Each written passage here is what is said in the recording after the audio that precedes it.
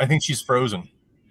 All right, welcome to the Brian Tracy Experience. I am your co-host, Michael Tracy. I'm joined by my brother, David Tracy. So are we live? I guess, are we live right now, but only I'm talking? No, Christina. That's fascinating. Okay, Christina. well. Christina, you are frozen. You are Okay. frozen. You're frozen on the screen. Literally frozen in time. Yeah, I think there's a lag or something. So, Dad, how are you today? What did you have for breakfast? Well, I'm terrific. Actually, I'm taking Wegovy now to lose weight. When I was in the hospital a couple of years ago, I put on weight, and it's very hard to get off if you're not exercising. So now I'm on a weight loss diet. So I start off with fruit in the morning, and then I have eggs, and then I try not to eat all day. So that's my big goal, is to be fit and healthy and thin and trim and attractive to women. Whoops, my wife is here. The GLP-1s are supposed to be really great for people in certain situations. And they're finding that there's some anti-aging benefits and obviously the metabolic benefits. There's all kinds of wonderful things. So good.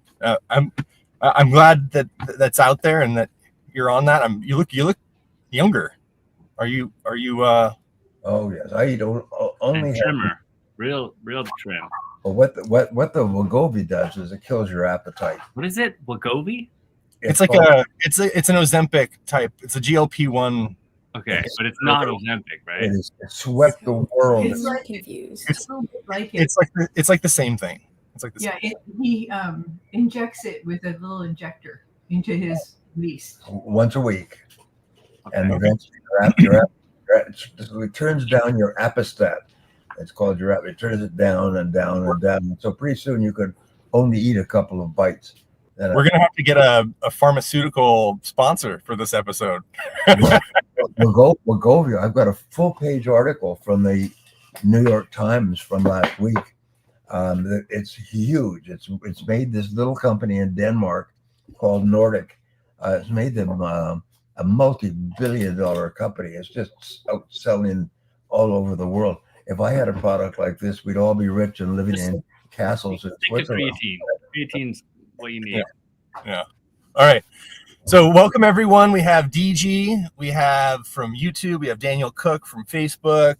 Ahmad Hussein from YouTube. Rajel Luna from Mexico. Hello everyone. Today's theme is about generational success. So, David has 2 children. Christina has 3 kids. I have 3 kids. Brian has 4 kids. We all have kids, but it's all become like a very central nexus point of all of our lives. Right. How can we best set up our children for success? How did you think about it when you were raising us, Dad? Maybe you can just give us a high level on that. Well, the most important thing in generational success is setting an example. Being an example of a person who works hard, saves the money, treats people with respect, continually reads and upgrades their skills so that they become better and better. My mentor, Albert Schweitzer of Africa, said, "You must teach men at the school of example, for they will learn at no other." And so there's nothing more important than the example that you set. The second most important thing, and the reason that most people fail, the reason there's an 80-20 rule, 20% of people earn 80% of the money, and 80% of the people have to split up what's left. There's a reason. The reason for that is because parents criticize their children when they're young, and their children grow up with fears of failure. Fears of failure and fears of rejection, I discovered this very early in my career, are the number one reasons why people do not succeed. And so one of the things that you need to do is constantly give your children encouragement. Constantly encourage them. Please hold on a second here. Constantly encourage them and tell them how good they are. Now you guys, I've always told you how much I love you and how good you are and how you can do anything you put your mind to. And at a young age, you used to ignore me or consider I was a little bit of an old fuddy-duddy and that it wasn't true, and look at all the problems in life and the world and so on. But eventually I wore you down. And eventually you reach the point where you realize, well, I can do anything I put my mind to. And yes, you can. And when you say that, those wonderful words, I can do it. I can do it. I can do anything I put my mind to. When you say those words to yourself, they become true.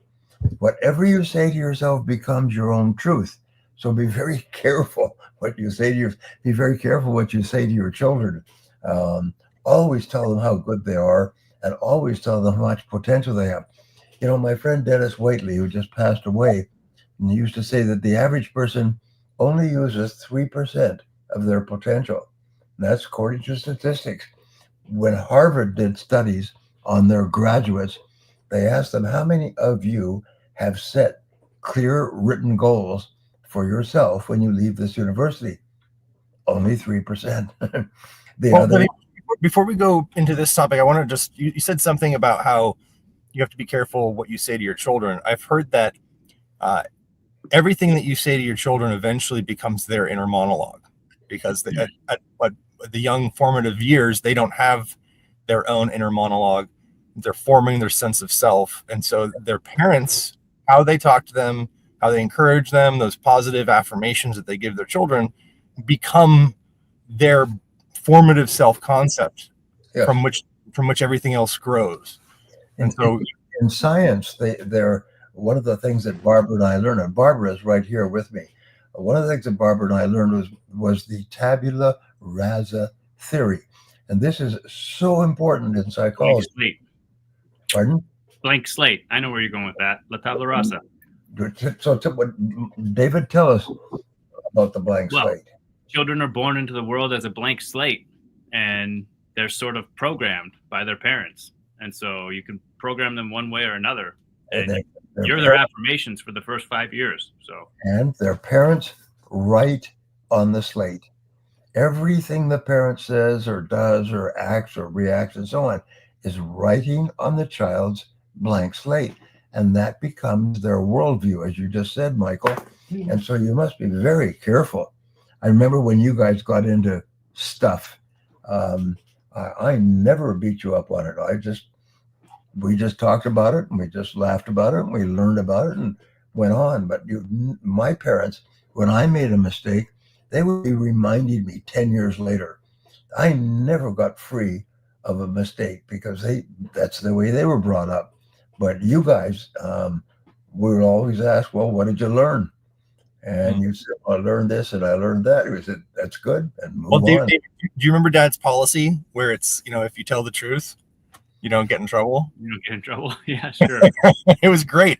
It was liberating because, and I think I might have mentioned this before, but at a young age, when you learn that you can tell the truth and not get in trouble, and Dad would be like, well, what happened? And you just say the unfiltered truth. And then he'd be like, well, what did you learn? And that was that. But later on, as you get older into adulthood and you're, at school or you have a career and something happens, you make a mistake, right? And somebody goes, well, Michael, what happened? And you just give them the unfiltered truth and they go, great, thank you for telling me. And because of that unfiltered truth, you become seen as honest. Even though you make mistakes, you're at least going to own your mistakes and take responsibility. So had I not had that lesson at an early age, I feel like I might have been tempted to, fudge the truth or not tell the whole truth. And that would have been. Michael, at what age did your kids understand the concept of truth? Like, how old were they when they figured out, when you say tell the truth, what that actually means? Because with Andrew, who's 4, I'll say, tell me the truth. And he'll look at me kind of funny. I'll say, what really happened? What's the real story? Yeah. And so at what age does that concept of truth really if you can hear me, I'm having technical difficulties. I'm going to figure out how to join the show. Give me a moment. Okay. Christina, just until you have figured it out, please don't talk because it comes in as an interruption. So David, to answer your question, just because I have a 6-year-old and a 10-year-old, I have this kind of juxtaposition. I think it's between 5 and 8, where they really figure out that they need to tell the truth, or at least they need to be honest with themselves about certain things. writers still kind of struggles a little bit with telling us what exactly happened.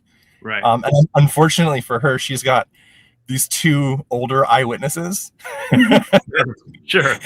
they don't corroborate her stories all the time. So, but I guess having that experience of having two older sisters kind of correct you and be like, that's not the truth, and that's not what happened. And I saw it, I did it. It's fascinating to watch. But yeah, I think I don't know, 5 and 8. But Andrew is pretty sharp, so maybe he's catching a little sooner. No, he is. And Amalia knows what it is, even if she doesn't tell me what happened. She'll sometimes say, I'm not going to tell you. Oh, sorry, Dan, go ahead. Let me intervene here. And it's very important because everybody who's watching is an adult. The two most important qualities for success in our world are, number one, integrity, is that people know that you always tell the truth. I had a great opportunity to work with a great man many years ago as his personal assistant. And he was known nationwide for his integrity. He could borrow, and I saw him do it. He could borrow $50 million over the phone with a major bank based on his integrity, based on his reputation. Christina, I think we're getting some strange audio feedback. Yeah, From me now? Yes. When Dad's talking, it's coming through on your microphone. A bit of an echo. Yeah. Okay, let's see. How's that? Better. That's better. Yeah, that's better. Yeah. Okay. Well, forgive me. My computer was not cooperating with us today, and so now I'm using my phone. So we're adapting. Maybe we'll talk about adaptability at some point. And please continue, Dad. Integrity. So let me just finish quickly. Number one is integrity. Is people know that you always tell the truth. That will open more doors for you than you can imagine. And integrity, all the studies have done over the centuries said that you can spend a lifetime building your integrity and lose it forever with one mistake. Because there's an old saying, when I am right, no one remembers, but when I am wrong, no one forgets. Now, the second quality is courage. Winston Churchill said that courage is rightly considered the foremost of the virtues, for upon it all others depend. And it takes courage to be honest. And when you are honest, you will have courage. You will do what needs to be done. You will say what needs to be said. And they're small things, but they're big things. They're the most important things in life is your character. And you guys have asked me, why did I marry Barbara? And why did she marry me? It was character. It's because she had great character. She was honest. She was straightforward. She was courageous. And she always has been. Never been an exception in our lives together. And you guys have been raised the same way. You have courage and you have integrity. And so we love your character is everything. Agreed. I mean, it used to be, if you didn't have a good character and punch the truth. Hey, Christina, can you put yourself on mute until you speak, so that, because I think if a lot of problems. Some weird echo interference. Yeah, if you put yourself on mute and then just unmute yourself when you speak, I think it'll work out nicely. But yeah, just 100 years ago, if you were dishonest, you could pack up your bag and go to a different town. And now you're hyper connected, and so your reputation is the most important thing you have in business. Well, also, I think with integrity, you have to have integrity to build trust, right? And we need to have trust in our relationship to be able to connect, to be able to influence. All of that's really important. Well, it's also the same in business. If you want to be successful in your career, you mean you mute your mic in between when you're speaking, because Dad's voice is coming. Our voices are coming through your speakers and through your mic. Okay. Wow. Jeez. That's better. Okay. Thank you, Michael. So the most important thing is for your children is to establish a reputation. Now, let me tell you a great lesson that I learned that is so important. I learned it from my great mentor, Dr. Charles Allard, one of the finest men in my life. And I worked for him for almost 2 years as his personal assistant. And while we were working on projects, many multi-million-dollar projects, he trained me and he taught me and he advised me and he gave me feedback. And I got into a lot of trouble with a couple of projects because I was overconfident. And I remember we sat down. I thought he was going to fire me.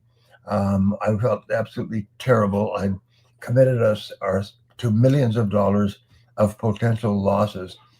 And so he asked me, what exactly has happened here? What are the numbers? And I laid it all out for him. And it looked like we could lose about $5 or $10 million. And he looked at it and he said, how long have we been working on this project? And I told him. And he said, Brian, and I never forgot these words because I was so upset. He said, Brian, it's a little bit too early to tell. It's a little bit too early to tell. Let's be patient. Let's work it out. What are our potential solutions? And so instead of me feeling I was going to be fired, I started to think, well, we could do this and we could do that. And we found a solution. And in the solution, we turned $1 million, multi-million-dollar loss into a multi-million-dollar profit. And everything was fine. And so I always remember that, especially today in politics, which we won't go in great length, but today in politics, people are upset about Trump and so on and so forth. But one of the most important things to say is with your kids, with your friends, with your employees is, it's a little bit too early to tell. We don't need to jump at the first reaction. We need to sort of be patient and see what happens, because everything that you do in life requires patience, requires persistence, and it never works out the way you thought the first time. And sometimes the second time and the third, the fourth time. What you do is you just keep trying and you keep trying again and you try again. Rich DeVos, the founder of Amway, once said to me, he said, Brian, we was at one of his conferences. He said, Brian, persistence is the most important single quality of success. And I learned later that persistence is self-discipline in action. So the quality of success, there's no greatness in life without persistence. And that means that you have to overcome every single difficulty and problem and expect it. People, when they have difficulties or setbacks, they're surprised. Don't be surprised, you idiot. That is the way life is. You breathe in, you breathe out, you make mistakes. You breathe in. On the topic of character, Dad, what happens if you're working with somebody or working in a group and someone's trying to undermine your character? How do you defend your reputation when there's group dynamics involved? You never deviate from your own honesty. That's number one, is you do not let other people dictate your behavior. If somebody is dishonest, then what you do is you just take a deep breath and you rise above it. Don't fight, don't argue, don't attack. Just be a good person. And everybody knows who the good people are. Everybody knows who the quality people are. Most important thing you can do is do your job well. Be honest, be truthful, and then do a good job. And every door will open for you.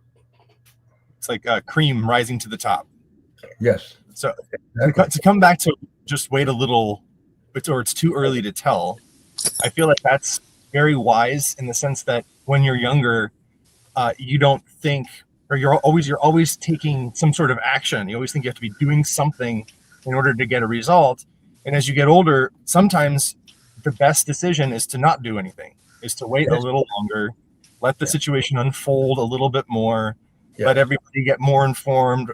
Or, for example, David, to your question about character, is if you're consistent with your honesty over time, then you'll rise to the top. Like the leadership, your managers, they'll identify you as being of higher integrity over time.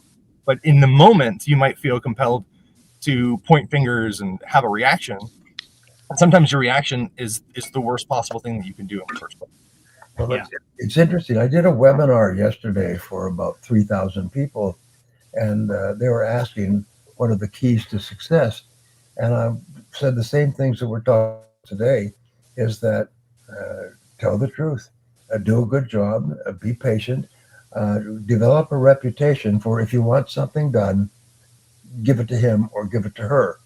One of the things I learned when I worked for the big boss was that there was a lot of jealousy in the company. I was one of several executives. They had 200 companies altogether, and the other people were down on me. They were critical of me because I was sort of like the young golden boy that had been brought in from the outside. And so I looked around and I said, how can I stand out from the other executives? Well, in business, they give you assignments. Do this, do that, don't do this, don't do that, and so on. All of the assignments have to do with money. So I made a decision that whenever I was given an assignment, I would do it immediately. I would do it fast. And I'd bring it back. Sometimes I'd work all day and night, weekends and everything, and I would do it much faster than anyone else. And I'd bring it back, and my big boss would say, I didn't need it that quickly, but thank you very much. I remember once I did something, I worked all weekend on it. He asked me on a Friday afternoon, and I worked all weekend, and I came back in on Monday. It was all done. It was an analysis of a project and money and in and out and so on. And he said, well, I didn't need it this soon. He said, but thank you. And then the phone rang, and it was the president of a major bank. And the president said, have you got those numbers for me yet? I need to approve this loan to get it in before the end of the year. And he said, well, as a matter of fact, I have them all here. And I was sitting there, and they discussed it with the bank, and the bank approved this major loan. And he hung it up, and he said, I guess it was a good idea that you got it done quickly because I didn't anticipate needing it so much. So I got a reputation for if you want to get something done, give it to him or her. You guys, everybody watching this, that's the greatest reputation you can have because today people love speed. They love it. So I've been asked to speak to MBA graduating classes, and they say, Mr. Tracy, how can we be successful when we leave the university? I said, well, you do two things. Pause for a second. Christina, I hate to be a stickler on your audio, but we're getting like a low level static. I know you switched to your headphones. It's just every single time there's silence, there's there you go. Thank you. So the two things, the two keys. Well, wait, can I say one thing since I'm going to be muted for a second? Dad, I noticed you're talking a lot about, so like people coming out of grad school or people who are trying to impress their bosses. But what if you're in a leadership position? What if you're managing a team? How do you empower the people under you to have integrity or to learn to respond instead of react or to work faster and more efficiently? Like as a leader in that position, what are things you can do to the people below you on your team? Well, number one is clarity. You need to be really, really clear with people. You need to take the time to be clear. There's a study that is done every year called A Great Place to Work.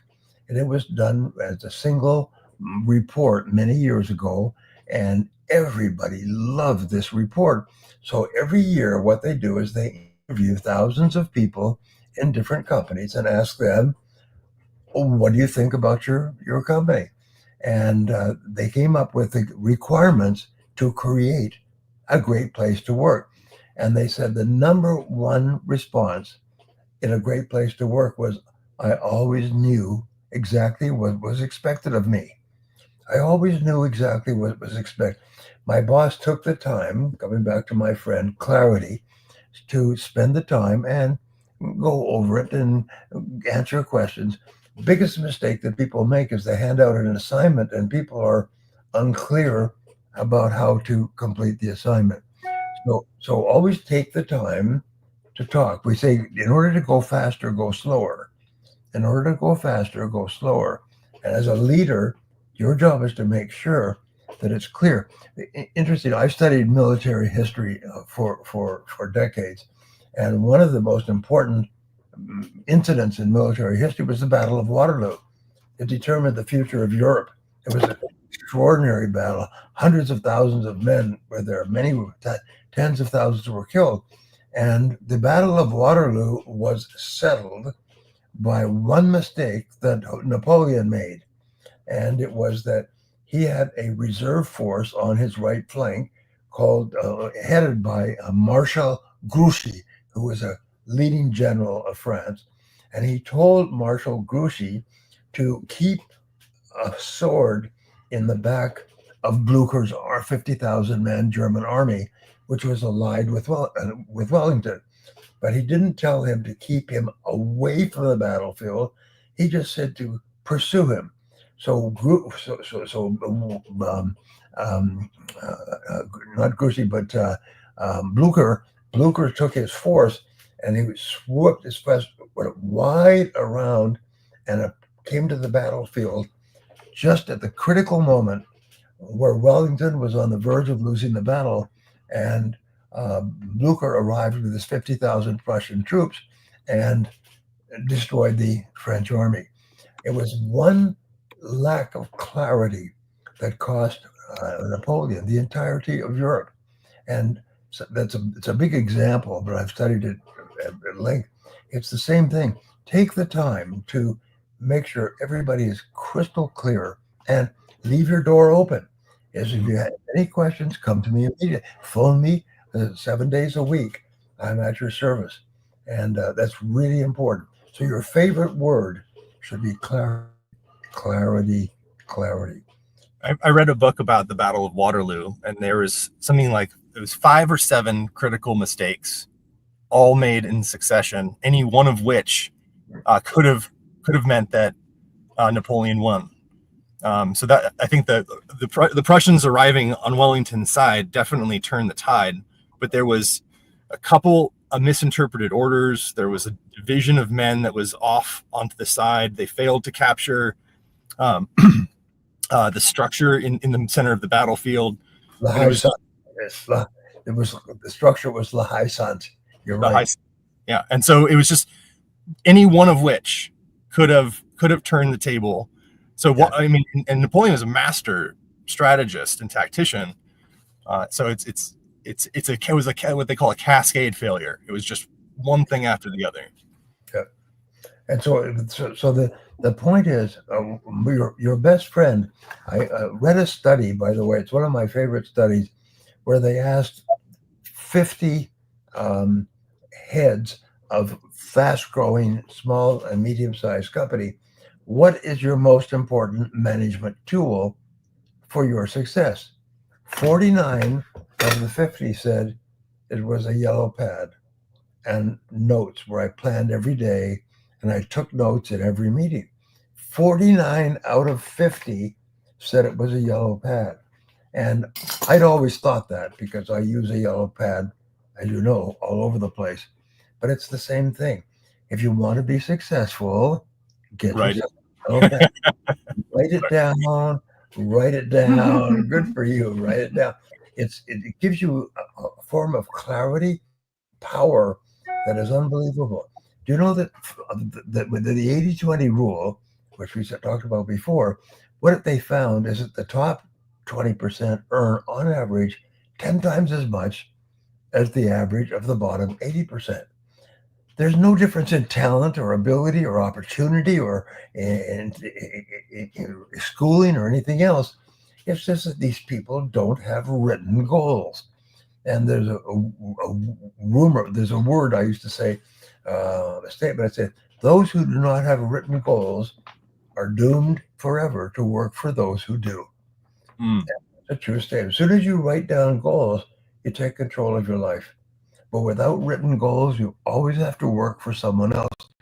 You always have to get what falls off the table on the floor after the big people have eaten the better portions.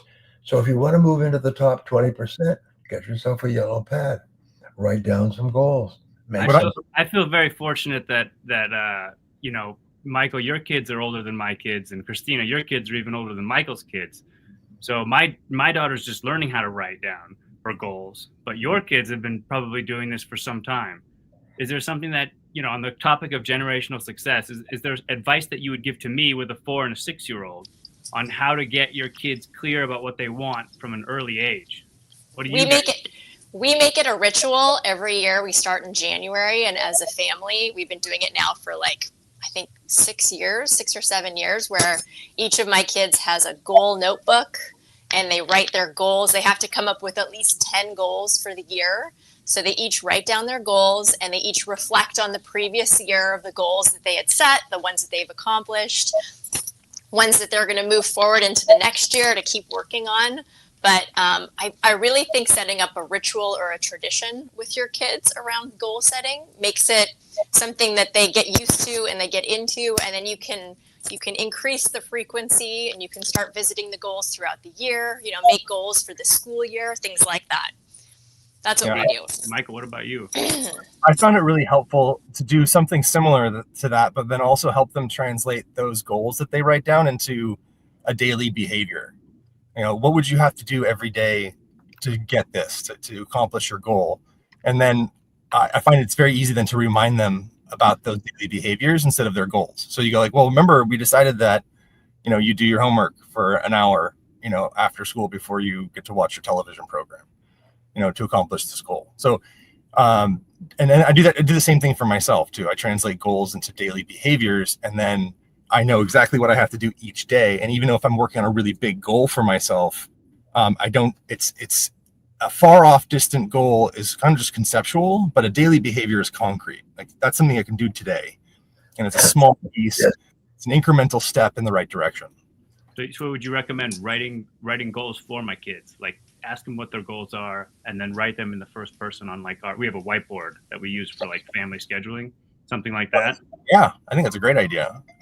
One thing I do too, David, is, and I actually encourage everybody to do this, is I have a big giant wall calendar, and each goal either you can have a colored sticker, and then you can, obviously I love the idea of starting with the end in mind, right? So if the end of the year you have a goal to accomplish something, you can choose your milestones that you have to hit, every month, every 2 months, every 3 months, and you can track it on the calendar. So when you're planning your life and your actions, you can actually visually see what you have to do and how you're doing it and when, so that you can ultimately achieve the goal. I think it's good for kids too, because it's visual and it's playful, and it helps them interact with the goal. And like you're saying, Michael, a daily behavior, it helps them see kind of the steps in between, and maybe they can come up with the behaviors, and they can make a checklist, so they're being really proactive to achieve their goals. The positive reinforcement of, seeing you get closer and closer to accomplishing it, having that sense of progress, I think is really, however you can translate that to your kids is probably the best possible thing. Because then when they see themselves getting closer visually, they're like, oh, I'm on the right track. I should continue. And then even better, they start accelerating. Yeah, because the future is so abstract for a 4 or 5-year-old, so the daily behaviors thing is big. That's very helpful. David, you could also have them do a vision board or pictures. Oh, yeah. Right? I mean, if they're not writing, because that's huge. If they can, even if they were to pick something they wanted to do or have or be, and you took cut their face off and put it in the image, so they see themselves having achieved whatever that is, that's incredibly helpful and exciting and fun and playful too. So good for adults, not just kids, but it's another idea. That's one of the steps in maximum achievement, Dad. Visualization. Well, yes, what you see is what you'll be. And when you see yourself as a successful person and you identify with other successful people, it's interesting. People, when they are young, who become successful, study other successful people. And when they grow up, they become like those people. They actually program themselves at a DNA level to be successful. It never occurs to them that they are not going to be really successful in life. It just the thought never, it's so alien to them. I was going to say that, I'm the world's most reputable person on goal setting. You are? Yes, I am. I've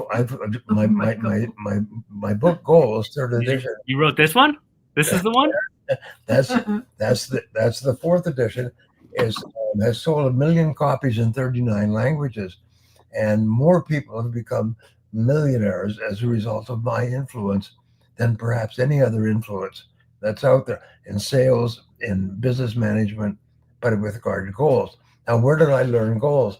Well, when I was 18 years old, two friends of mine from high school, we got together. We were talking, Bob and Jeff, and we'll say, well, let's go traveling. Let's go off to see the world.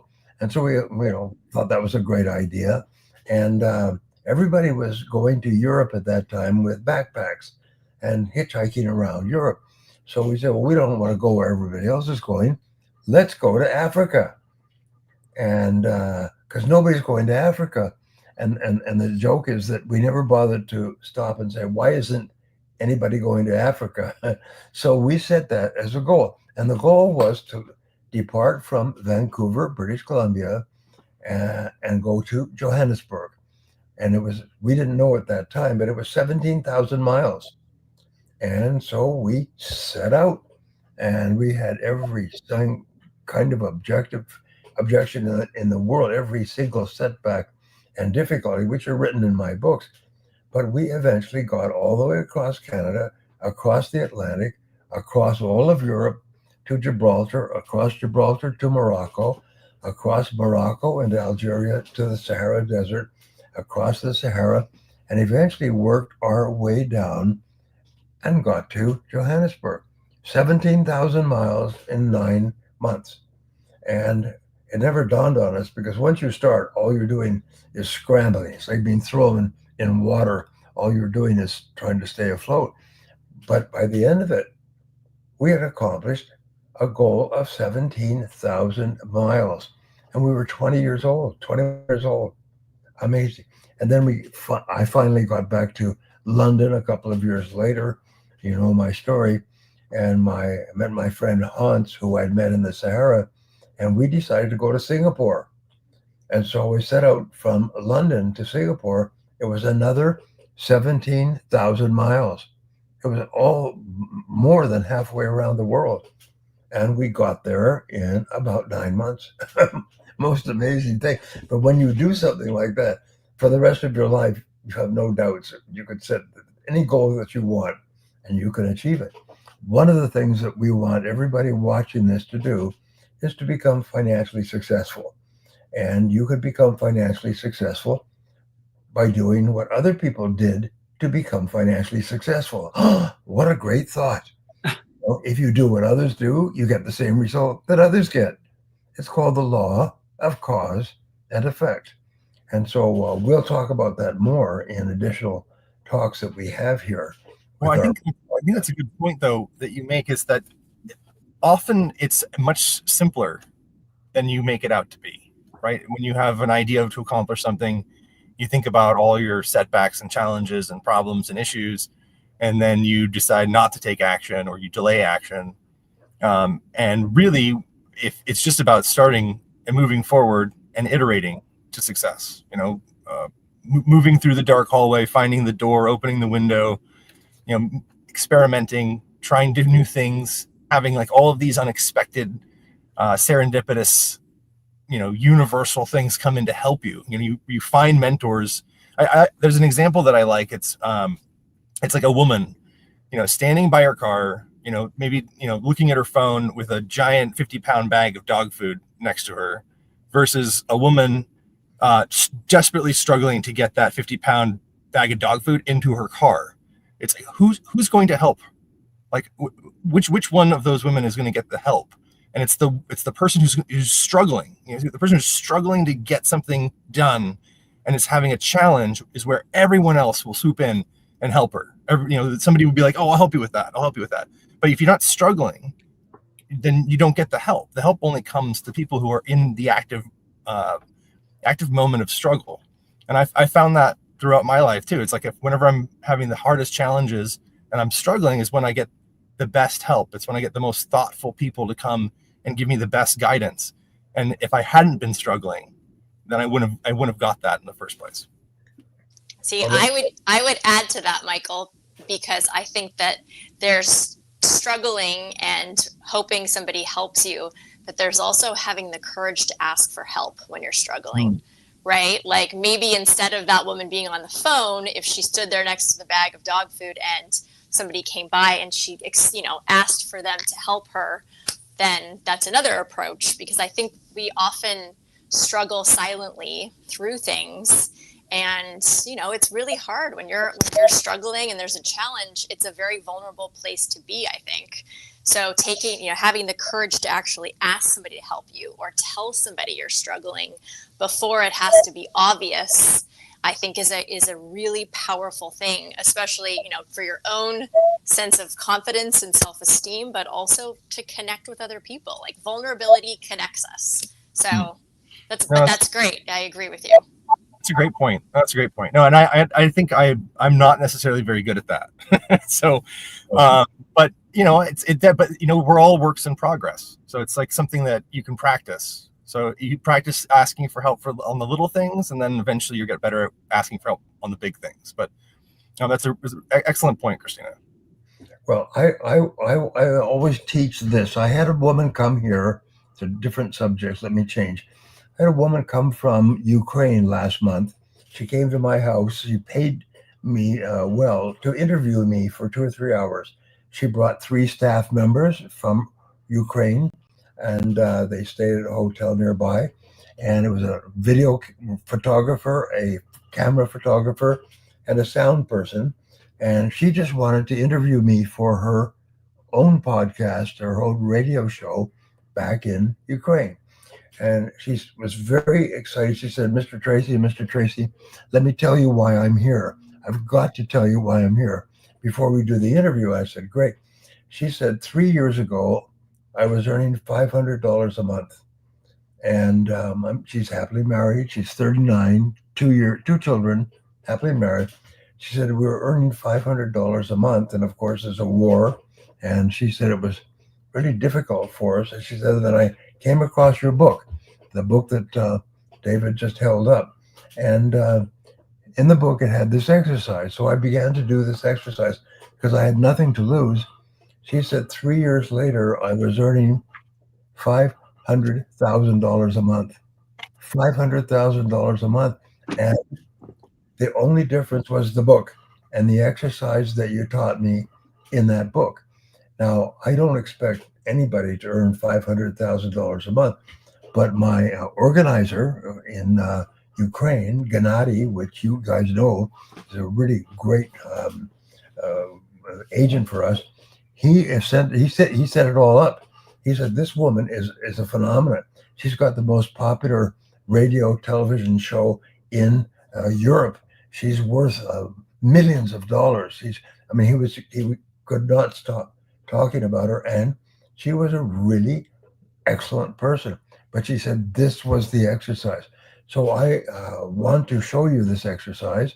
I'm going to be doing a conference, an international conference in a few minutes, and I'm going to show them the same exercise because I have this picture of if I can run into a burning room and everything was on fire and I could only teach one principle before I ran out of the room again, it would be this. And so if you want to become wealthy, we could spend lots of time. What I want you to do is I want you to get a Spiral notebook. This costs $1.59. I joke with my audience. I say that if you can't afford it, your mother will buy it for you because she wants you out of the house anyway. And so get yourself a Spiral notebook, and this is what you do. You follow this exactly. And I took this one out today, and I began just write. You write down on the front page, you write goals and today's date, and then you write down 10 goals in the present tense as if you had already achieved them. Right? So it's a financial goal, health goal, relationship goal, business goal, whatever it happens to be. Write down the first 10 goals that come to your mind in the present. Present, positive, personal. Yes. Specific, measurable with a deadline. Exactly. I achieved this goal by this date. I achieved this goal. Dad, save it. Let them buy the book. Let them buy the book. Well, and then, no, Dad, just to be respectful of your event that's going to happen in 10 minutes. yes, well, let's just finish this. Then you take this book. Tomorrow, you then take it to a new page without looking back. These are the 3 magic words: without looking back. And then you write down your 10 goals again.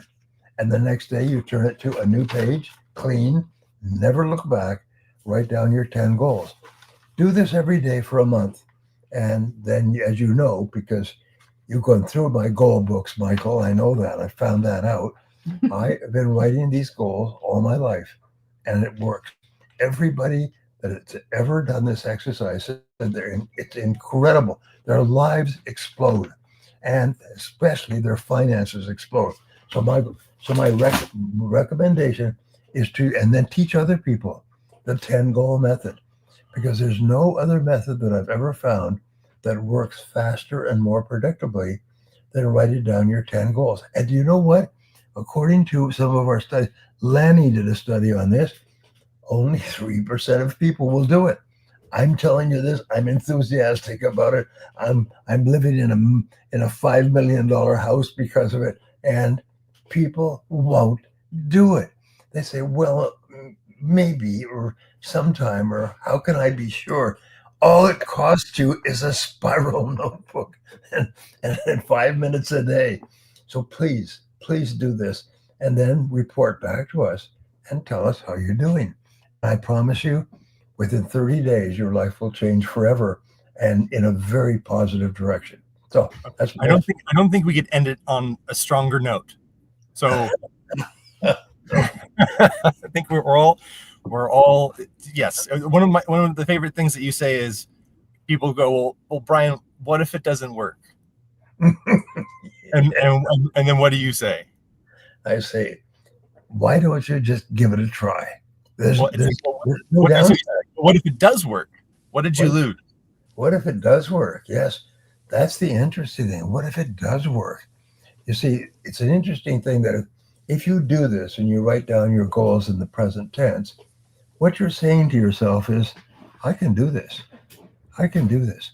I can't achieve the goal instantly, but I can write it down. I can take the first step. And what did Confucius say? Journey of 1,000 leagues begins with a first step. Einstein, wonderful quote, said, nothing happens until someone acts. Nothing happens until someone acts. So your job is to take action. Write it down, write it down, write it down. If it's not in writing, it's a fantasy. It's a wish. It's a hope. It's a dream. It has, we say that a goal that is not in writing is a goal that has no energy behind it. It's like cigarette smoke in a big room. It just kind of disappears. But when you write it down, it becomes concrete. It becomes something you could focus on.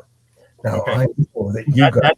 I'm going to interrupt. I'm going to interrupt because I'm watching the clock. You have an event, a virtual event. It's going to happen in less than 8 minutes. So you need some time to, settle up. This has been another wonderful episode of the Brian Tracy Experience. David and Christina, do you have any closing thoughts? I'd just like to add, Dad, one of my favorite quotes of yours is the difference between dreams and reality, or the distance between dreams and reality is action. Ooh, that's good. So I love that quote, and I think that is just sums it up. So action. Yeah, action. Just people keep asking. This is the book.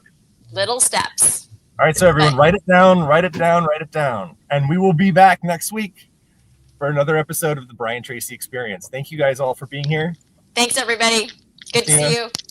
Bye, Dad. Thank you, guys. Bye, guys. We love you.